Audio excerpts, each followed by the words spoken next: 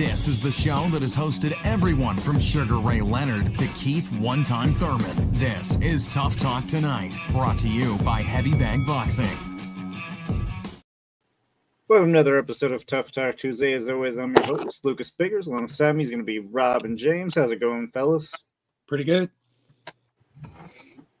All right, let's get into it now. We missed last week, so we do have to retouch up on Bivol Beterbiev, guys. Is a really good, crazy fight. I don't really know completely though how you guys feel about this, so it is going to be a very interesting conversation. Let's start it out with Rob. Rob, obviously, Beterbiev got the nod in a very closely contested fight. Is that how you saw it? Is this a robbery? Let's go from there. There's a lot to be said about this. First and foremost, it was very close. It could have been a draw. It probably should have been a draw, but it was a very close fight. So as far as the controversy behind, there's really no controversy. I mean, there isn't. It was heavily contested. It was a chess match. I get it. The outcome and what happened with it and everything, I don't disagree with. I don't know why Bivol and them have a strong feeling that he got robbed. I don't agree with that move either. You lost the fight. You move on from it. Hopefully you do get an immediate rematch. There should be an immediate rematch. Should be. That being said, there's a lot that I have a problem with in regards to the fight in general. Okay. And when you want to discuss that, I'm ready to discuss that, but there's a lot I have against that fight. Before we go in too depth, let's go over to James too. And I want to get his take on it. Is that how you saw the fight? Did the right guy win for you, James? Yeah, I think the right guy won. I had it a tie. I went back to look at it in, really focused manner because, when it was live, I was distracted a little bit. But the idea is that I had it even, and I thought that 7-5 is, within reach. 8-4 was a little bit off, but that's only off by one round. So I didn't really feel like there was any funny business going on in there, or that he got some home cooking. And there was a lot of things on the internet, people saying, yeah, well, he's is of Islamic faith, because I guess he's Chechnyan or something like that. Anyway, in the end, I'm pretty much okay with the decision. Just that one scorecard, 8-4, was a little bit wide. We keep saying that over and over, so it's nothing new. But in the end, it looks like there will be a rematch. I think it's good business, and it makes a lot of sense to have that rematch as soon as possible. And hopefully, Bivol can turn up the heat and not give up ground in the late rounds, in the championship rounds. I think that's what caused it. I think that's where he lost it. It was 10, 11, and 12. He could have done a little bit better. And then as far as that one scorecard, who knows, man? Maybe it was just one blow. Maybe it was one good jab on Beterbiev's part, or one good hook, or just one blow that made the judge look at it that way. Who knows? In the end, it was close. It was real close. I have not enjoyed a fight as much. It's too bad I was a little distracted there with work and everything, but I hope they're not watching. And it's just one of those things, man. I really, really enjoyed it. It was a great fight. It sucks that boxing has this problem of these great fights, and then people are going to complain about the decision no matter which way it went. You would have had Bivol's people saying, but if it went Bivol's way, we would have had Beterbiev and his crew screaming robbery there too. But it was a great fight. We knew it was going to be a great fight. Vegas knew it was going to be a great fight. Odds were close. And we got what we were hoping for. The only thing now is, do we get a rematch? I had it Bivol one round the first time. I rewatched it with less distractions, and I did score a draw. But I hate rescoring stuff because, your first time scoring is probably how you were going to see it.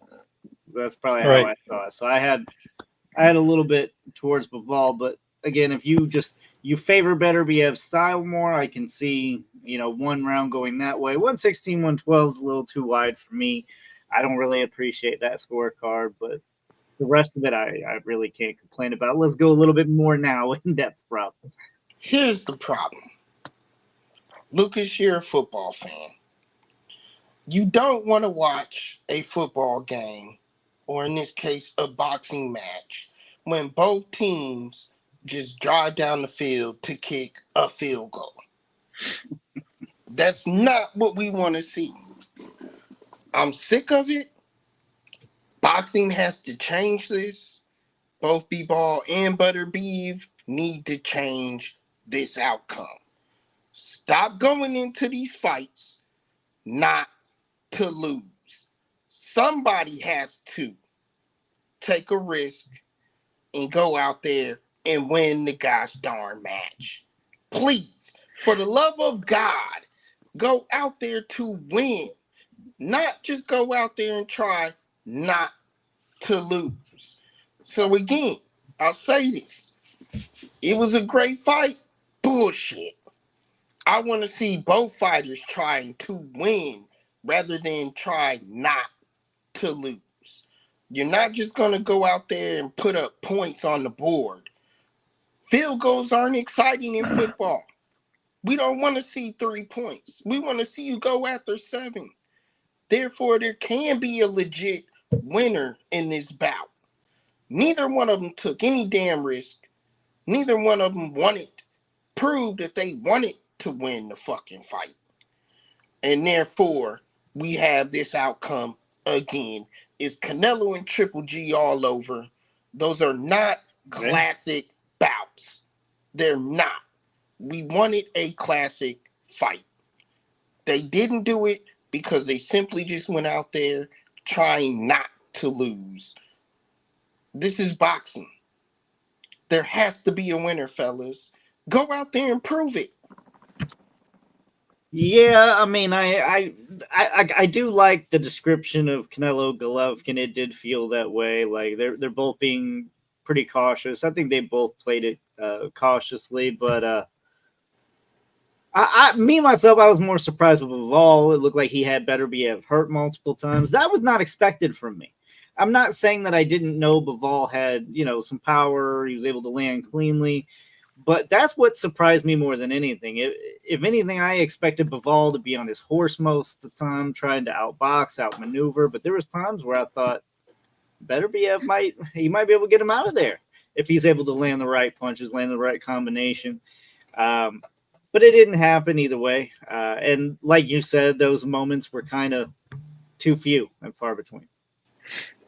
Because he didn't take it, Lucas. He didn't take it. Well, I will say this, though. As far as this fight, I think he took a little bit more of a risk than what he did against Canelo. Yeah, and a lot of that has to do with Beterbiev. A lot of that has to do with Beterbiev. He pushed the pressure up. He made the rounds closer. Look, Bivol really went for it in the last 10 seconds of the rounds. So you're trying to steal the rounds in. That's what you're trying to do. He thought he did enough to win. It didn't work. The judges weren't swayed because you're really, really pushing up the pressure in the last 10 seconds, and that's it. Beterbiev looked like the aggressor. So you're looking at subjectiveness right there. Judging is subjective, people. It's subjective, which is why in bouts like these, when somebody claims robbery, it's bullshit. Because you didn't do enough, Bivol. You didn't. Granted, the other player didn't. The Beterbiev didn't push the envelope either. And like James said, I felt like he was behind early on in the fight. But he did push it when he had to. Just the problem I have is neither one of them take risk. Neither one of them actually did anything to win this fight. Like I said, the analogy is perfect. You're driving down the field just to kick a field goal and put points on the board. Okay? You risk losing the game doing that shit. Yeah, like I said, I do agree with it, but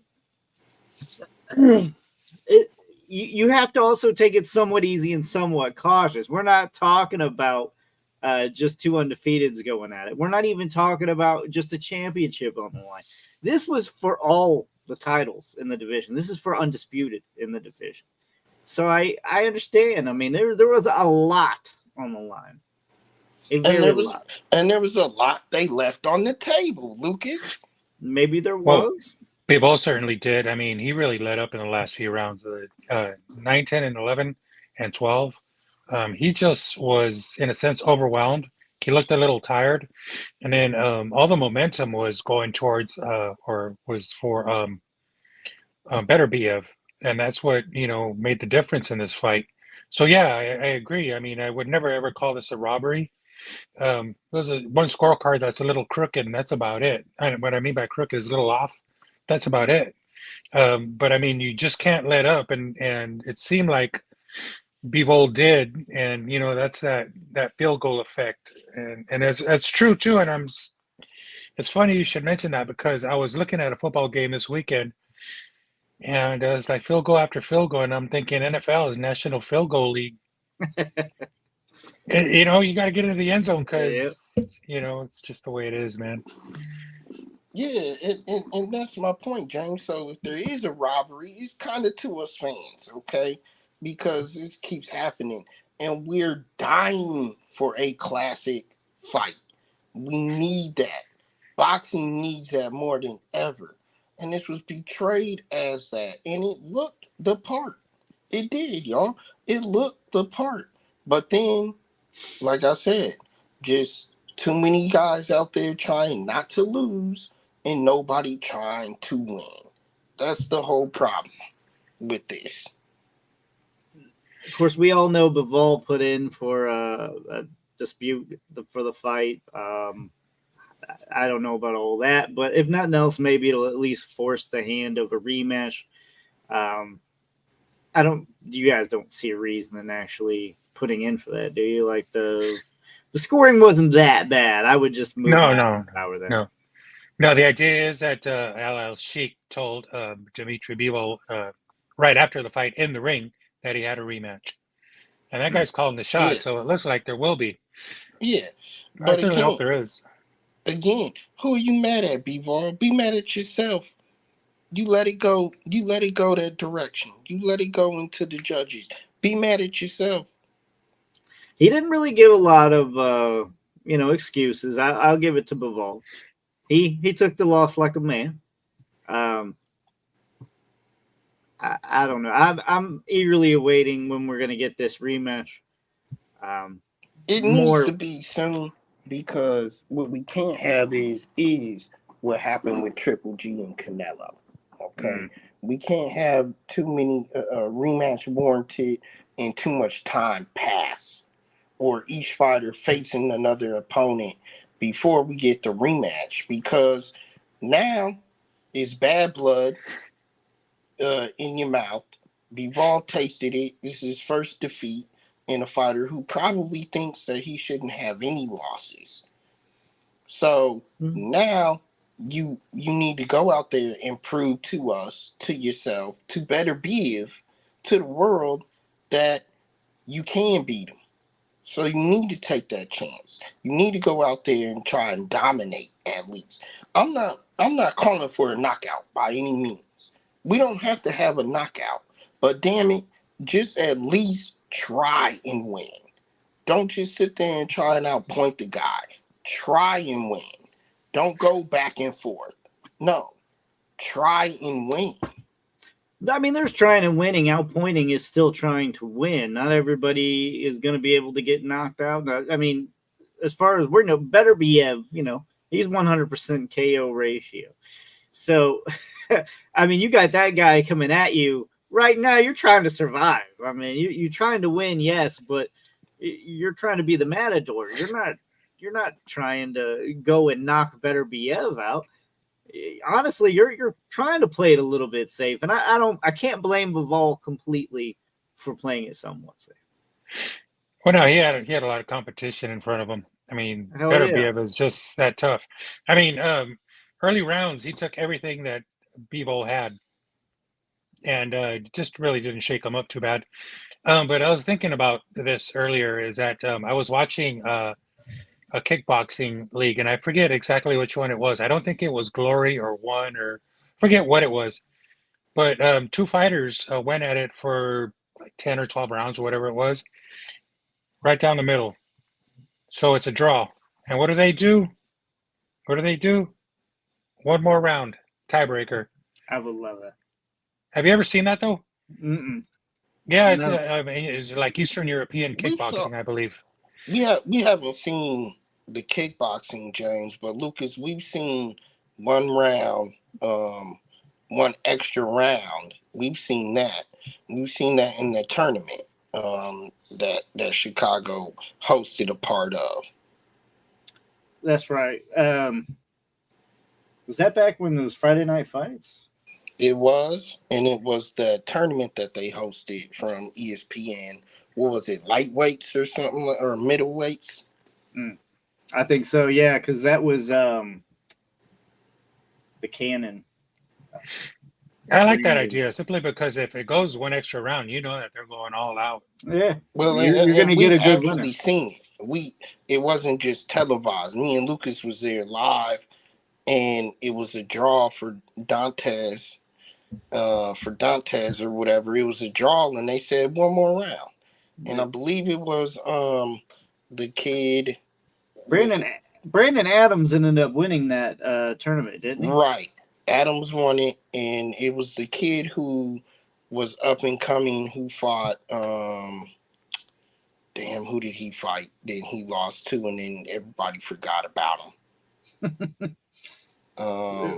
Adams lost to Willie something. It was Willie something. It was something Junior. Willie Monroe? Yeah, Willie Monroe. It was Willie Monroe Jr.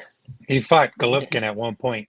Oh, yeah. Yeah, before Golovkin, he was in this tournament.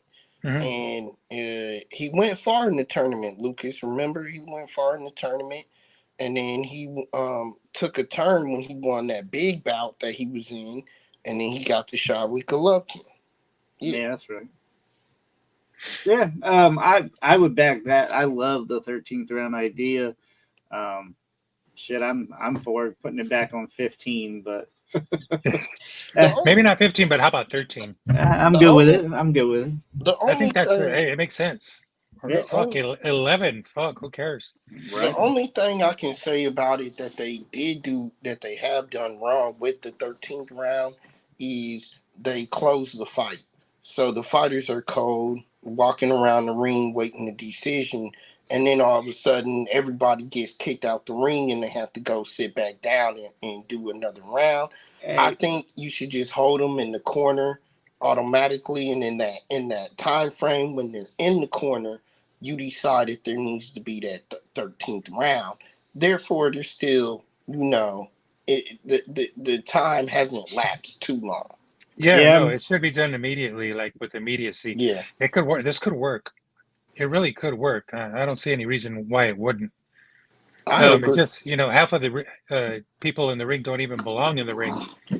It's like, chief seconds to start. They should just keep it that way after the fight, and just in case they have that issue come up with a tie.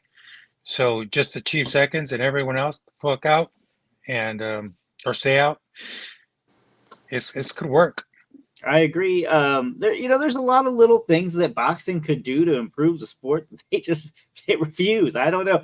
It's funny because we've talked about like the instant replay, and I know we have it and it's allowed in Nevada.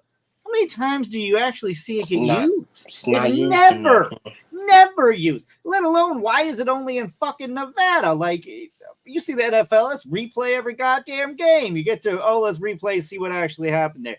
Oh, did the glove touch? I'm not saying you have to stop the fight and make a big deal of it, but in the corner and while they're in between rounds, check on that. And when it does, you can relay back and say real quick, call time, have them step to neutral corners and be like, hey, that was a knockdown. We got it wrong. That was a knockdown. Score that as a knockdown. And you can make your way around, tell all the judges. This needs to happen because there's too many times that this shit happens. The Usyk knockdown that everybody brings back up, was it? You know, we would have gotten at least an official, you know, word back from either a ref or from a judge or somebody if it happened to be stopped, paused, rewound, you know, played in slow motion and said, hey, this is where it landed. This is what the call is. Well, we just seen that recently. The referee didn't. He asked for a replay. He didn't, and then they did review it in between rounds, and like 2-3 rounds later, they scored it a knockdown. So yeah, it doesn't even have to be. There was no pause in the action like we seen before. There was no issue there. They reviewed it in between the rounds like they should, and they corrected the call. There was a replay recently that was where they issued a knockdown. It was a couple of 3 weeks ago. I forget the fight, but I was actually surprised they did it. Normally they don't. They just let it go. Yeah. Yeah, and any cuts or anything like that, I mean, it needs to happen. Sometimes they'll be like, oh, that was a headbutt, and when that's a punch, and vice versa. Yeah, it was one of your guys' boys in a tough fight that he ended up winning. Who was he fighting? Was it Glasgow or something like that he was fighting? It was damn it. I can't think of it right now. It'll come to me though, but it was one of your boys that you liked that I actually thought he lost the fight. I wonder who that was. Yeah, I'm not sure. Let's move on from that though. Let's go ahead. I mean, Bivol Beterbiev, I think we all agree we want to see a rematch. Ortiz. Virgil Ortiz. Bing. Wait, it was a Virgil Ortiz fight. Good job. Okay. But we can all agree that Beterbiev, Bivol needs rematch. We may not all agree on who we saw winning. That's neither here nor there. But let's move on now and talk Tszyu, guys, because to me, and I thought I was the only one until I saw some of what Crawford said, but it sounds like he's in agreement. It sounds like ducking gone wrong.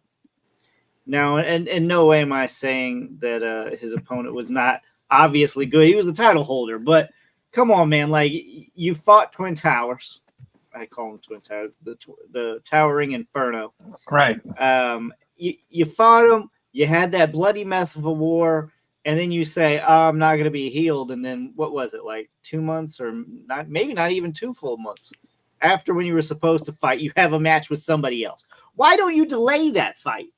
You know why you didn't delay that fight, because you said, I don't want to fight him. I'm fighting somebody else. And you sidestepped Fundora to run into this, a 3rd round knockout. Tszyu looked small in there, didn't he? I mean, Mert looked pretty big compared to Tszyu that night. Yeah, he's a little bit taller, but he didn't look. I mean, he's just thinner and taller, but he's not bigger per se. Right. But he's got a killer left hand. That left hook is what was driving the show, and it seems like Tszyu couldn't really stop it. I mean, he didn't. Well, first of all, he didn't look like he was all there. I don't know what it was. I don't know if the effects of that fight that he had against Fundora are, those effects are still with him or somehow still affecting him. But I don't know. It just didn't seem like a good Tszyu. He was a little bit looked slow, kind of low energy. Kind of looked like he was in trouble from the get-go. Just not a good outing for Tszyu, but my God, what a whooping. That was bad. Do you mean just slower than normal? I mean, Tszyu's never like really a very quick guy, but no, but places his punches real well. And here, man, I don't know. Maybe it was just that first blow that did it, that really took him off course. and he was never able to regain his momentum. But man, that was bad. Yeah, I mean, he would try to get on a roll. He'd land a punch or two, and he'd start to gain some confidence. And Mert just shut that shit right back down as soon as he landed some. Every punch seemed to really hurt Tszyu. Rob, where's your take on this? Is it leftover beating from Fundora? For me, I think the only thing left over from Fundora is your hurt ego and your hurt confidence. Other than that, dude should be back to basically 100%, at least boxing 100%, whatever that may be. I'm going to surprise you here. I'm not going to talk bad about Tszyu. In the sense of the he ain't shit and all this and that back talk back and forth. I'm not going to do that to Tszyu. But I am going to keep it real. And the reality of the situation is this. You can't fight at that style no more.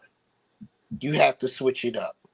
That style is no good for you no more, period. He can't change styles. He's got to, and he can. He might as well retire. You can change styles. Can you? You can. You can change styles. You can add quirks to it. You can do different things here and there. And that's what he needs to do. Listen. Y'all sit here and boo Shakur. You can boo him all you want to. Mayweather, and then you booed Mayweather. Mayweather said it best. I'm going to laugh at y'all all the way to the fucking bank.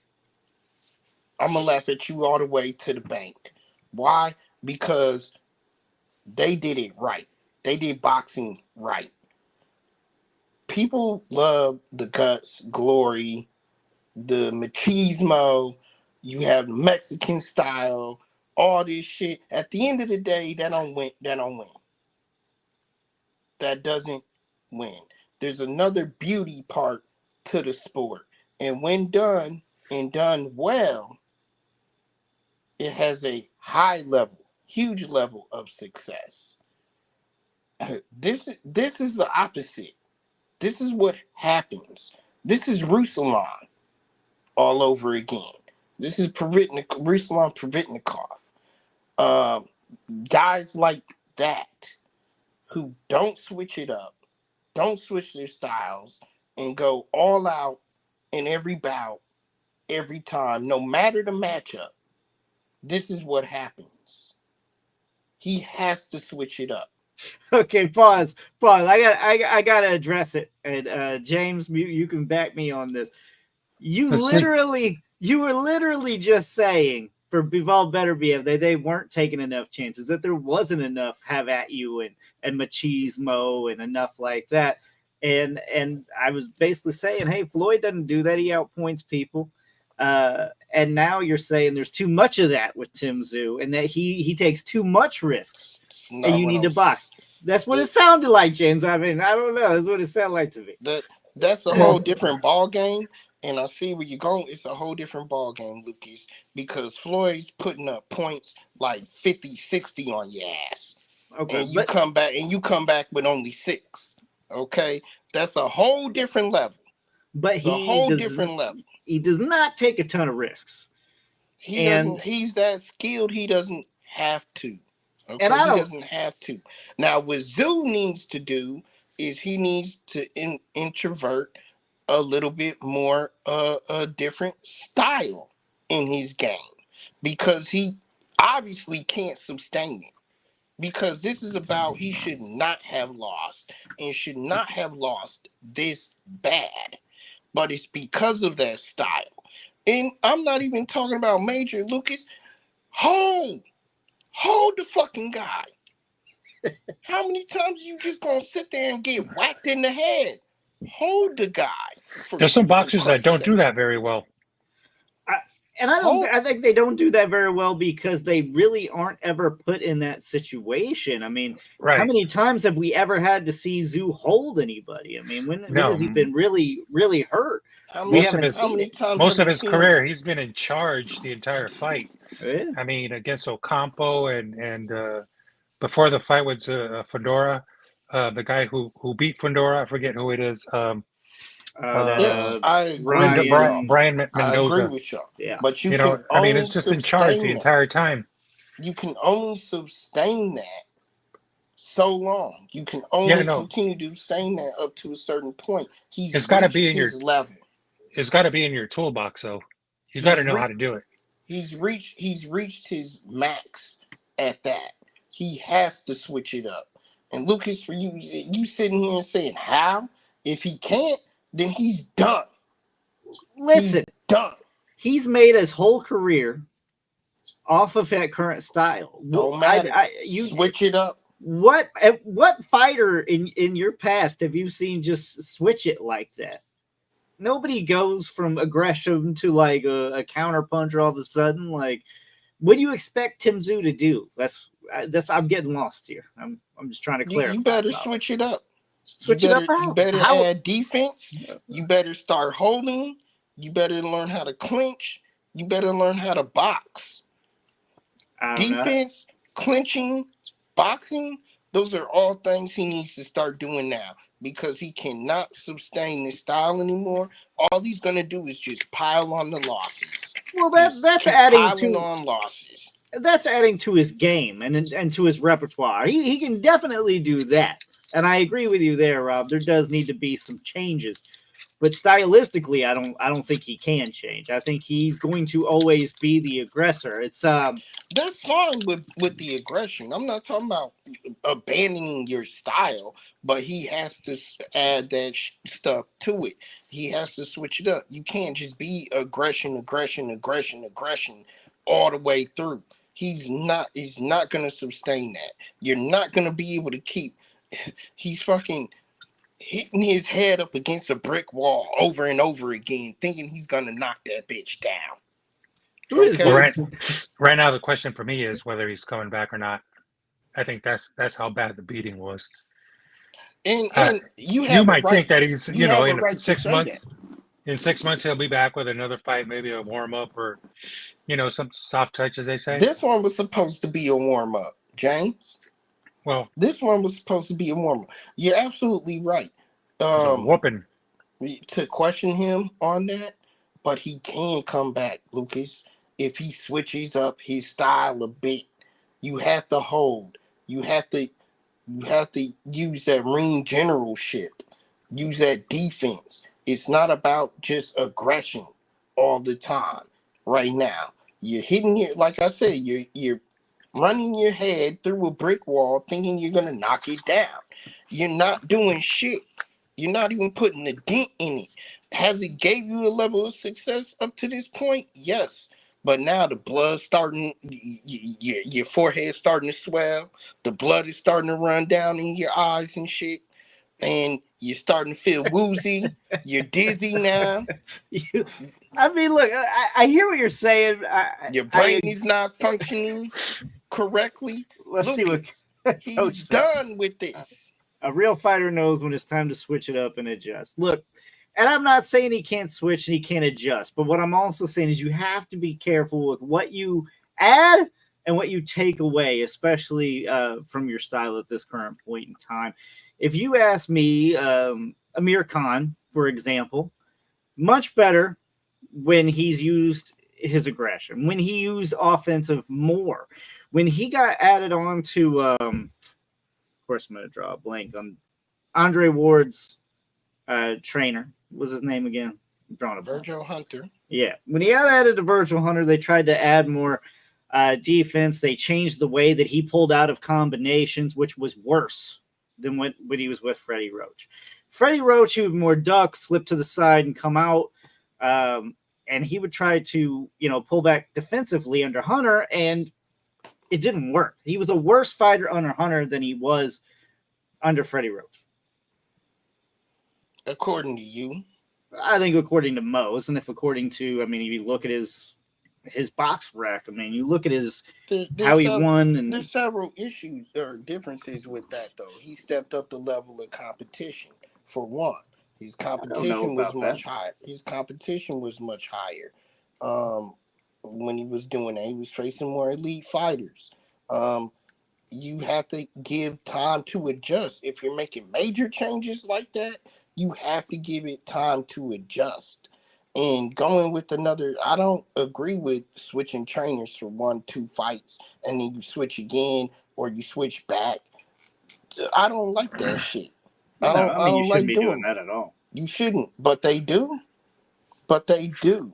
And I don't think Tszyu needs a new trainer. What I like is when fighters add to their repertoire, right? So if he brings a guy in, keeps his lead trainer, but brings a guy in to add a touch here and there, add another different style or two here and there. That's what more like what I want to see. Your trainer is your trainer. That always should be who you try to stay with, and not completely go berserko and switch it up. But he can definitely add more things to his repertoire. One of them also being conditioning.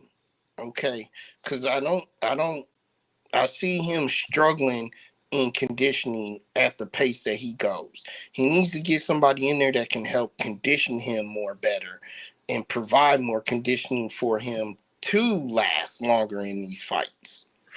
He needs Aaron Wolf. He needs Aaron Wolf. Whoop that ass. That's what he needs. Lucas always Lucas always look, Aaron Wolf, if you're listening, Lucas is gonna get you a job, okay? Yeah. Well, the idea is that there was no adjustment here whatsoever, and he had to move laterally away from that left hook, and nothing of the sort. He was standing there the entire time like a duck. And so the idea is that he's got to incorporate some more hold, some more movement. And the other thing I wanted to say is that this was no soft touch. Murtazaliev is undefeated IBF champion, and so Tszyu is coming back after a bout because he lost against Fundora, and clearly he wants to have one of those straps because that's where the money's at. That's what gets you the big fights and the big paydays. Without the strap, you're just a contender, and he is championship status. I mean, there's no question about it. That's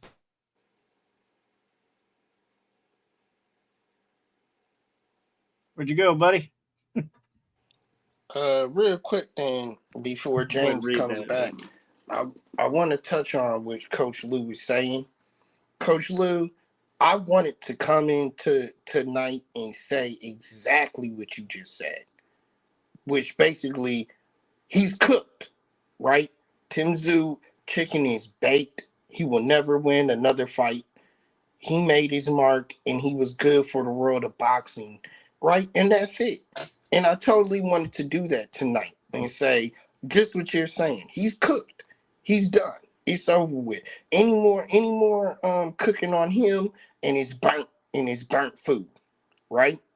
That's what you want to say. Or that's what I wanted to say. But I'm not going to do that because I looked at it and I said it's the same style. It's the same guy out there over and over again. And he just simply cannot sustain it anymore. He did fight very well at an elite level all this time. Now the competition is stepping up. The weights are stepping up. People have you figured out now. You've been exploited. You have to switch it up. And I truly believe if he does that, if he switches it up, adds a few things here and there, he can get back to that level because he's young. He can get back to that level, but he has to put in the work. He has to. And what James said earlier too, he didn't look right. He didn't. And I want to touch on that a little later, if you allow me to, Lucas, because I want to give context on the personal story with Tszyu after this. But James, go ahead. I'm sorry. No, what I just wanted to say was that he looked a little bit slow and lethargic coming in.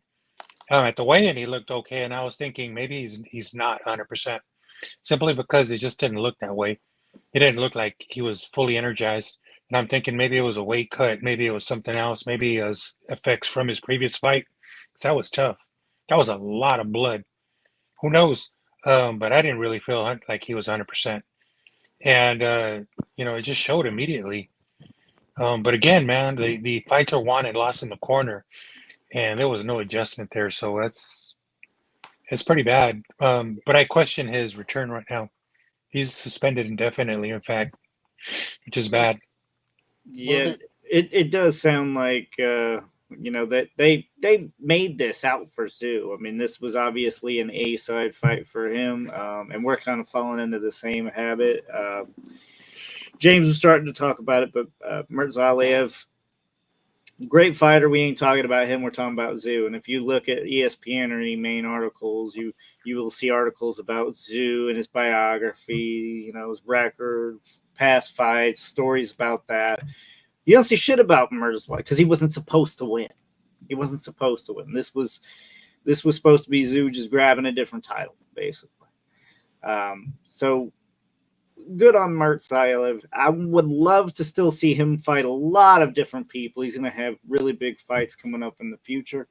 Hats off to him 100%. I didn't see it. Is he an undefeated fighter? He is undefeated. Yeah. And you're right. We do got to turn our heads over to him because we think that it was Tszyu. And a lot of people, most people do think it's Tszyu, but man, that power might be something else. And that power might be a problem for a lot of opponents in that division. If he proves that it's true and he can be consistent. And that's what I want to see from Mertz. I want to see if he can be consistent, follow this up, because he's going to get another big fight next. Oh, for sure. Obviously, he's going to get another big fight next. Somebody's going to want to take that title. And if he can prove that that power is real and he can hurt a lot of people in the division. So we're going to give him credit for this bout, but I want to see it more consistently. So I can't wait to see him next for real. Look, I want Mertz to fight Fundora, right? The winner turns around and fights Crawford. Love that. Oh, shit. And you know what? Love that. Very good. Mertz, really good. Mertz has something that can bother Crawford. Based off of his last fight, Crawford was very iffy with that fighter because of power. Damn it, Coach Lou. Coach don't like the new game.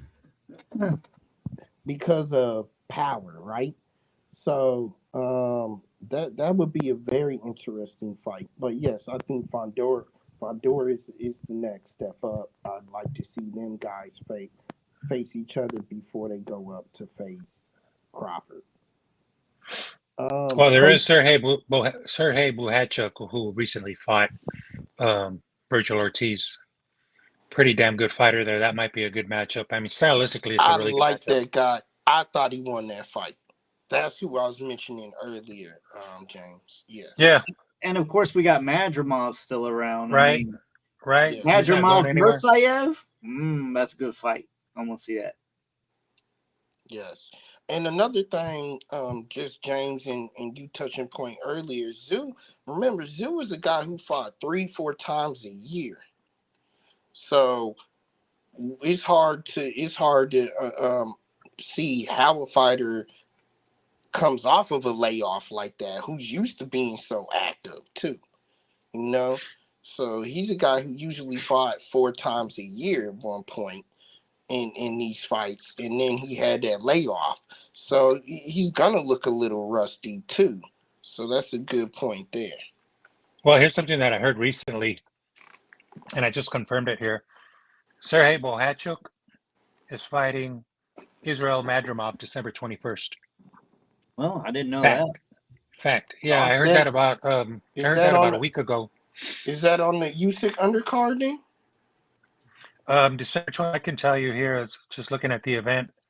Alexander Usyk, Tyson Fury. You're right. That's on the undercard. Yeah. Yes, that's sir. Awesome. Yeah. Let's add to that card. That's big. There's not a lot. There's not a lot beside that on the undercard, but I mean, 2 really, really great fights: Tyson Fury and Alexander. That's gonna rip. So this is good. Call in sick, everybody. Well, this Christmas, hopefully y'all will be off. So let me go into this backstory real quick, Lucas. If we're ready. Yeah, go ahead. No, go for it. Now I don't think this has anything to do at all with what happened on Saturday night. I think that was, to be honest, that was already predetermined. I agree with you, Coach. Sorry, Rock. Go ahead. I think it is what it is. I think it was already predetermined. Okay. But that being said, I think it's worth talking about the Tszyu Tszyu reunion. Not just with Costa, but his other son, the younger Tszyu brother as well. I think it's Nikita. Nikita, right.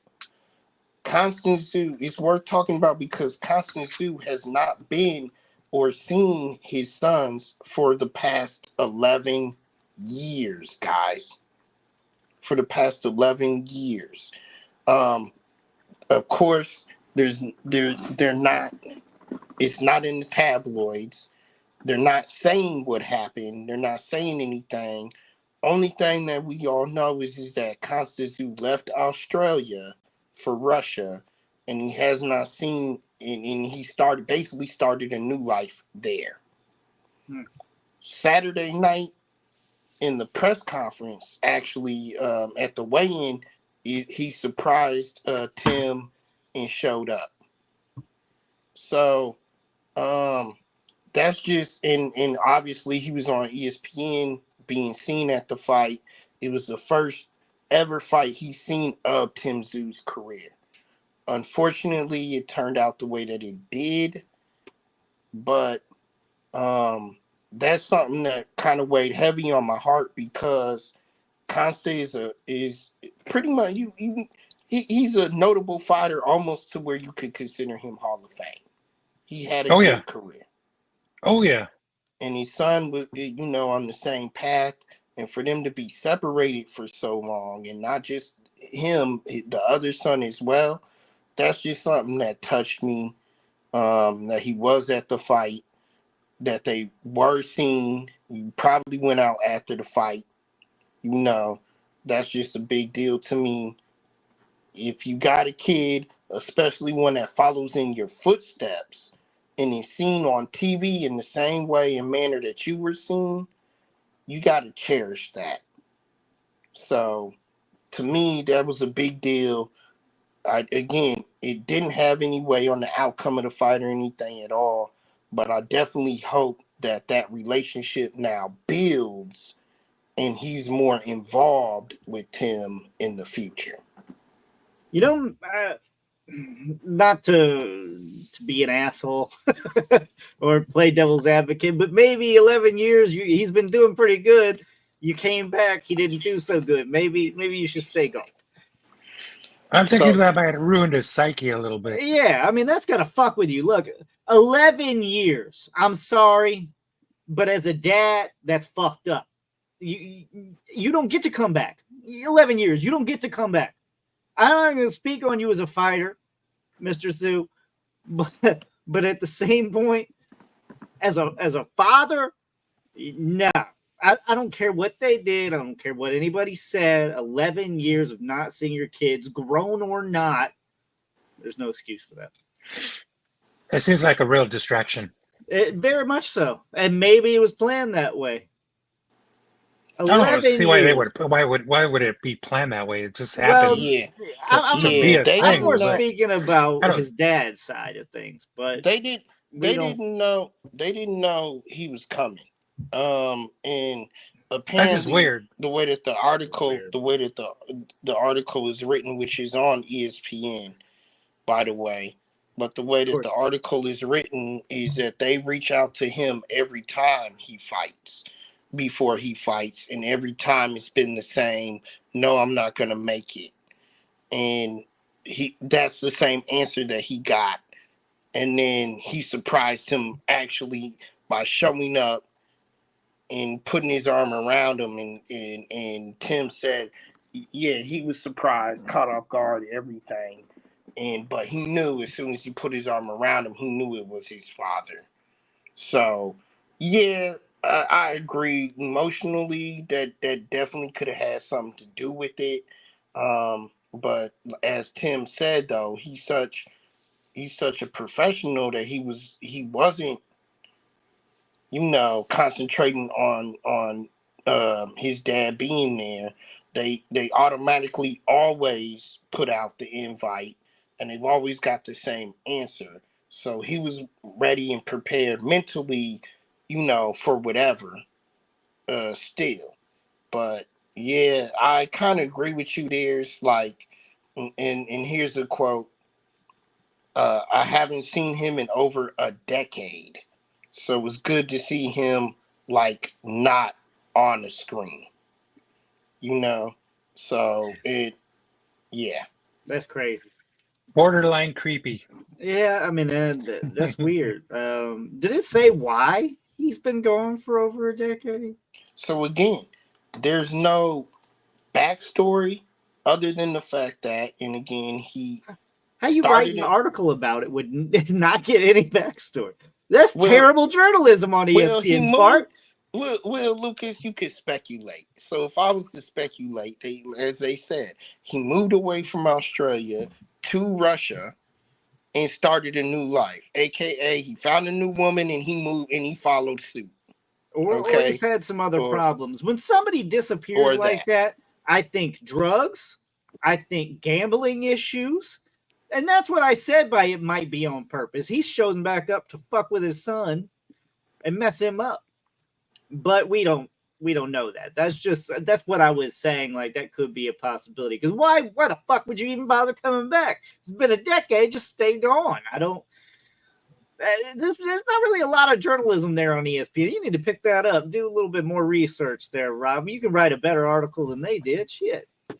We need a little bit more backstory on that. Okay, I'm gonna contact the Zoo team over there. I mean, hey, Twitter's a thing, buddy. We can get that ball rolling. All I'm gonna is your dad a deadbeat or not? To be honest. But yeah, I mean, that whole thing is a mess. Just 10, 11 years, and then you show up, and he happens to lose the day you show up. Maybe you should have stayed going. Maybe it's your I'll be honest with you guys. I thought Coach Tszyu was a big part of his son's boxing career. Not that I'd ever seen him at any of the fights because I would recognize him immediately. But I thought maybe part of training or as like mentor, consultant kind of thing. Nothing.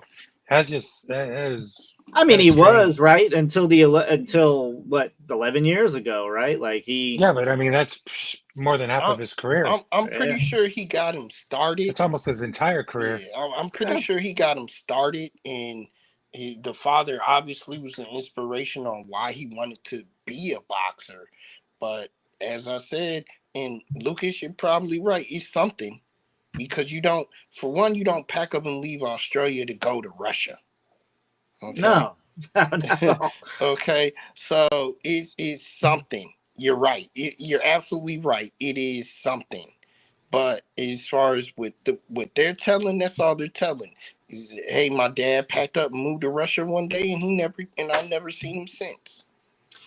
But it sounds also like there has been contact because he said not through just a screen. So they've been FaceTime. I don't know. There's a lot left of gray area there between the zoos. I would love to hear more. So maybe we'll get some more with either the next fight or maybe ESPN can pick up the journalism a little bit there. But guys, we got another matchup here this weekend. Jack Catterall and Regis Prograis.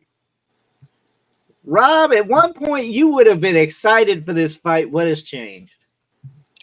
Boring.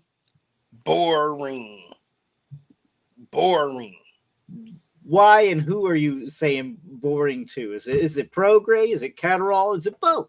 It's both. Really? It's both. Catterall is like a B+ fighter at best now. Really, he hasn't touched the surface of elite, and Regis is just so damn disappointing.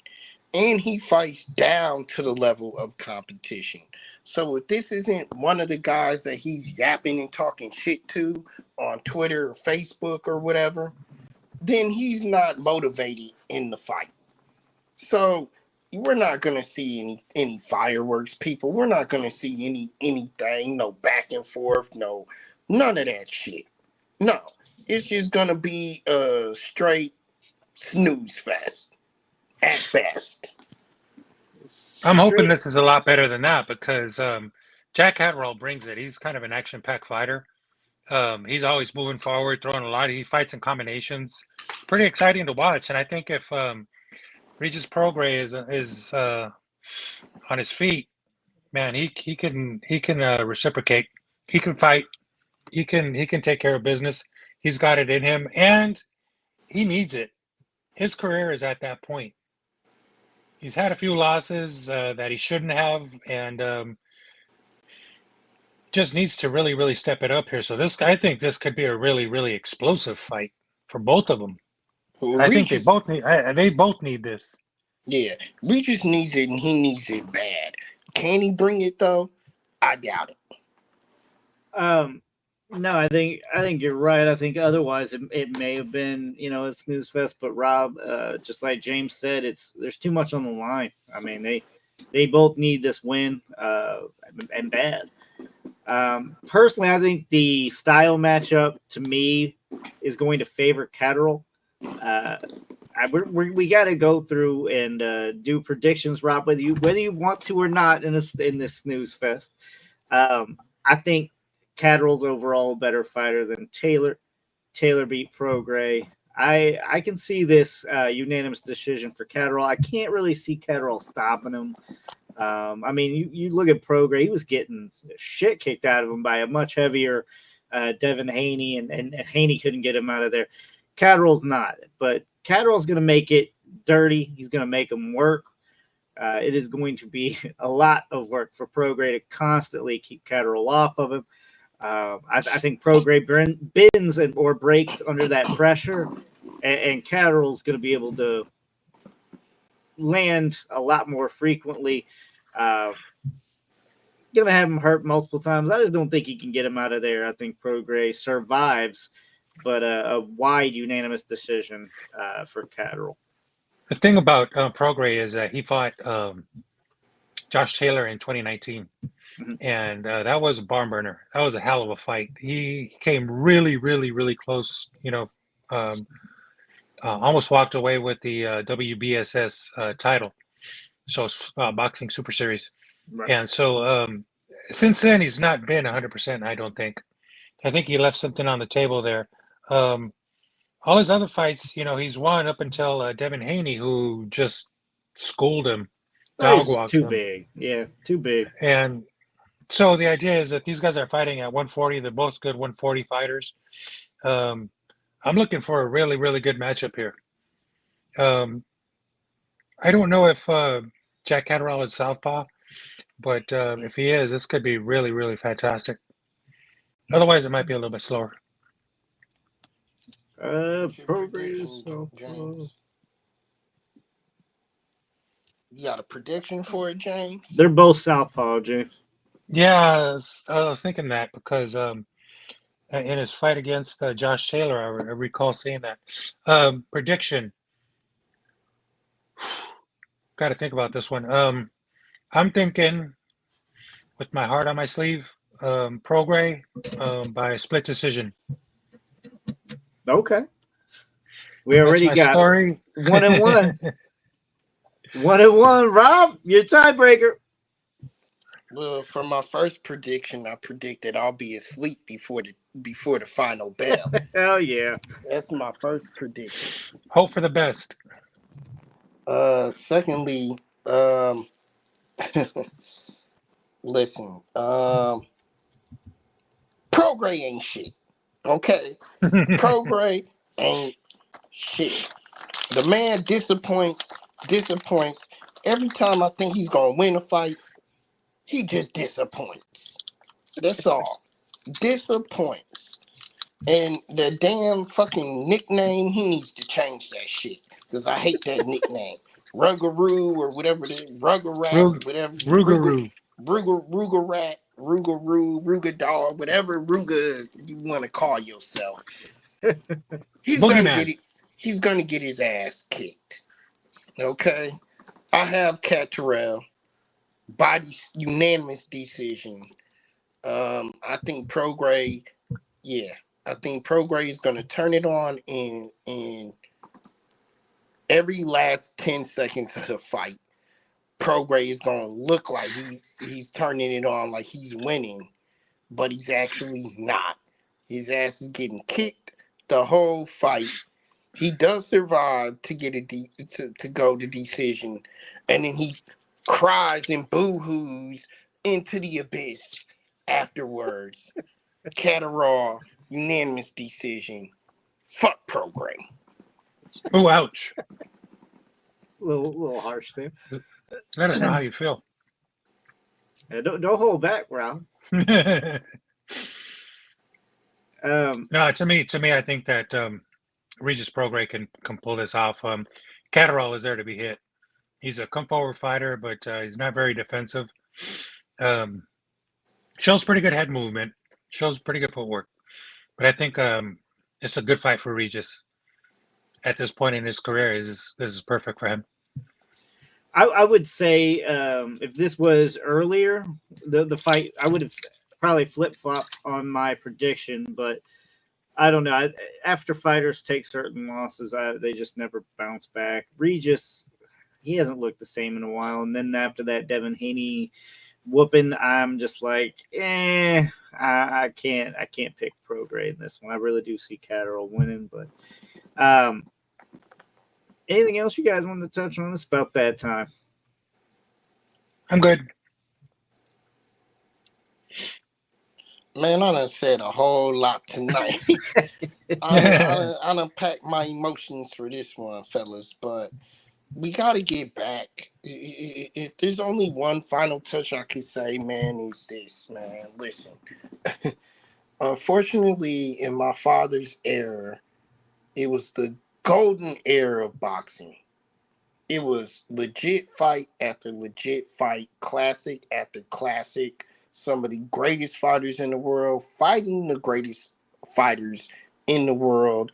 And there was some true classic fights.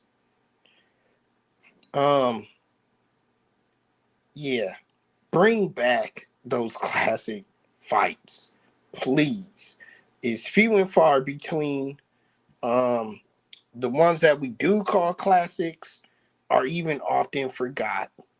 I think this year the best fight I've ever seen this year was Usyk Fury 1, but it still wasn't true classic, in my opinion. It still wasn't true classic fight.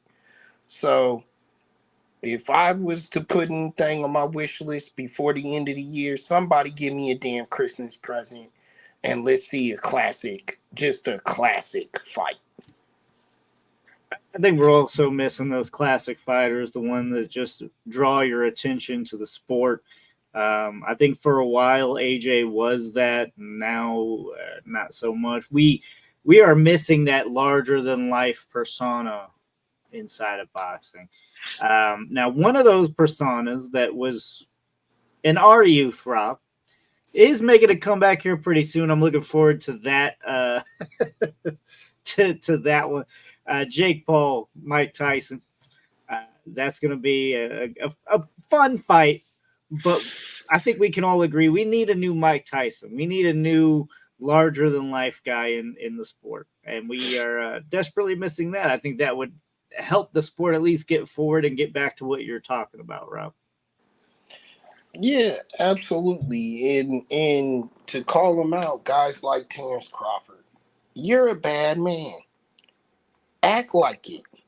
Go out there and show some of that bravado. Yeah, I'm glad you brought that up. Okay, look, Crawford, we've had him on the show. We had him on the show before he was who he is now. We've always thought he was a good fighter, even back then. But my point now is he's already in that Canelo factor. It's why should I go fight people that I should be fighting?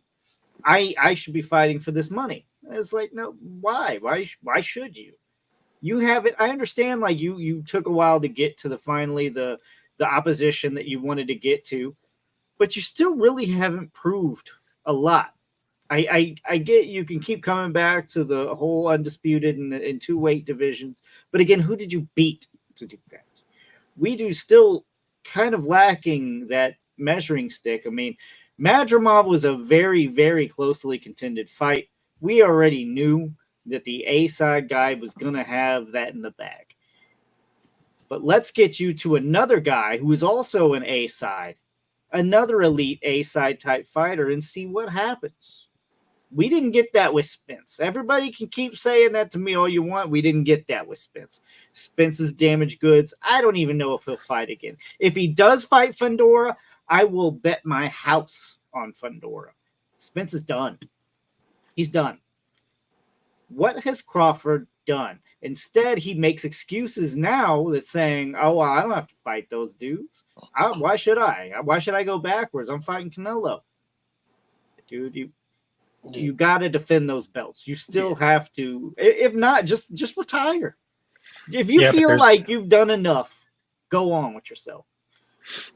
There's one fighter out there who is doing all of this, defending and working to unify. And, well, he's now undisputed, and he's doing a damn good job at it. He's just not one of the bigger guys.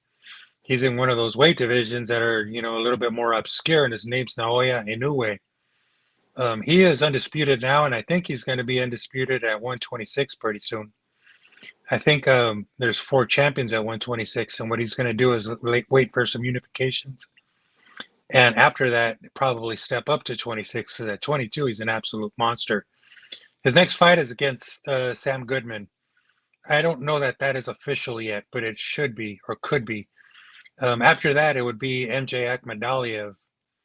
And there's a good possibility that in the spring he'll fight Akhmadaliev and then maybe move up to 26. We'll see. But it's really, really interesting at this point. Yeah, that is the man. That is the man. That's the killer right now. Well, just doesn't happen to be a welterweight. He's not a 60. He's not a, he's just not up there. Right. And Rob, he's doing what you want him to do, Rob. He's doing what you want him to do. No, because he's not above 130 yet. He's talking about moving up. Anyway, Tszyu Carrington has been added to the Tyson J. Paul fight. He's out of the Bronx. That's somebody who needs to be on any Wino's radar. Tszyu is about to be big, especially after he hits this stage on this platform. So that's who he needs to look at. In regards to that, Crawford, your next fight should be Virgil Ortiz. Stop the bullshit with Canelo. Turki Al-Ashis wants that bout. Those are 2 in-house fighters, and he can offer both of you the most amount of money ever. Take that fight. What are you scared of? Yeah, I would like that. But we shall see. I really want a fighter that stays undisputed and actually sits and defends it. We will see. Crawford's always kind of won and moved up, so it'll be interesting to see where he goes from here. Especially now more than ever, I don't think that Canelo fight's around the corner. I really don't. I don't think it's there.